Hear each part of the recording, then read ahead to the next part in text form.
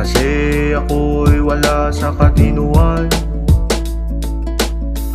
Nag-aantay na lang ng libangan,